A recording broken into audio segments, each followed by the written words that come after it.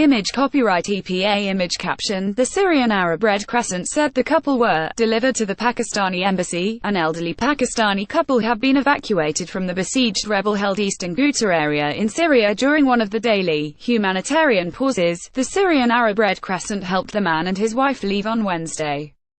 On Thursday, the government and its ally Russia accused rebel fighters of continuing to shell a corridor meant to allow civilians to be evacuated. Rescuers meanwhile reported that 6 civilians, including a girl, were killed in fresh government airstrikes.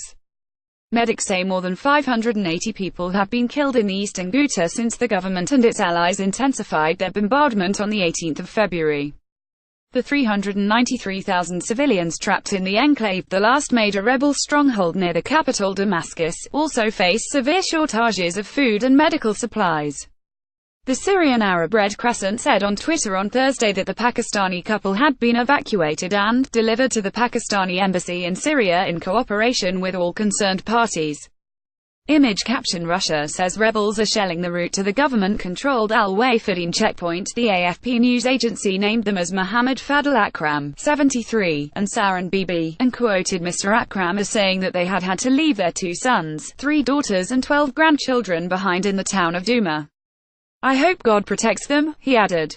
"I don't want anything else." On Wednesday night, a pro-opposition news agency reported that the couple had been assisted by members of Jaish al-Islam, the dominant rebel group in the enclave, and posted photos of them holding up Pakistani identification cards. The Syrian Observatory for Human Rights, a UK-based monitoring group, said Mr. Akram and his wife were the first people to leave the eastern Ghouta since Russia ordered daily pauses in bombardment from 9 o'clock until 1400, 7 o'clock to 12 o'clock Greenwich Mean Time, but it added that their evacuation was the result of months of negotiations by the Pakistani embassy and not the Russian initiative. Media playback is unsupported on your device. Media caption. At least in heaven there's food. The children caught up in eastern Ghouta airstrikes. The Russian military has said rebels are preventing civilians being evacuated by shelling a humanitarian corridor leading to the Al-Wafadin checkpoint. On Thursday, spokesman Gen Vladimir Zolotukhin told reporters that residents had made numerous requests to be evacuated over the previous 24 hours. The rebels have denied they are trying to stop civilians leave and accused Russia of failing to stop air and artillery strikes during the designated pauses. The Syria Civil Defense, whose rescue workers are widely known as the White Helmets, said air strikes had targeted the towns of Hamouria, Kafr Batna and Otaya on Thursday, killing 6 people. The Syrian state news agency, SANA, meanwhile reported that a civilian was injured by rebel mortar fire in the Bab al-Salam area of Damascus Old City.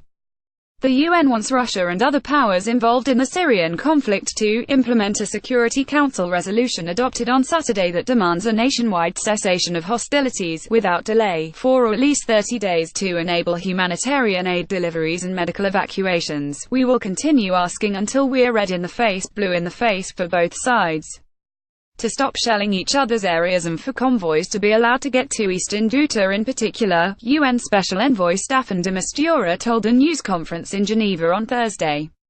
His advisor, Jan Egeland, said he had delivered an unusually blunt message to the 23 countries on the UN's humanitarian task force for Syria: "You are failing to help us help civilians in Syria." Image caption. UN advisor Jan Egeland said it hoped to deliver aid to the rebel-held town of Douma. He described the situation in the eastern Ghouta as devoid of respect for international law, with 14 hospitals, 3 health centers and 2 ambulances attacked between 18 and the 22nd of February, and a constant barrage of rockets and mortars fired into government-held Damascus.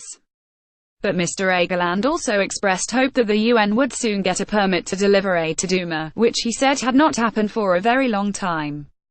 He also noted that the International Committee of the Red Cross had just managed to send a convoy carrying aid for 50,000 people into the northern Kurdish enclave of Afrin, which is the target of a major military offensive by the Turkish military and allied Syrian rebel factions.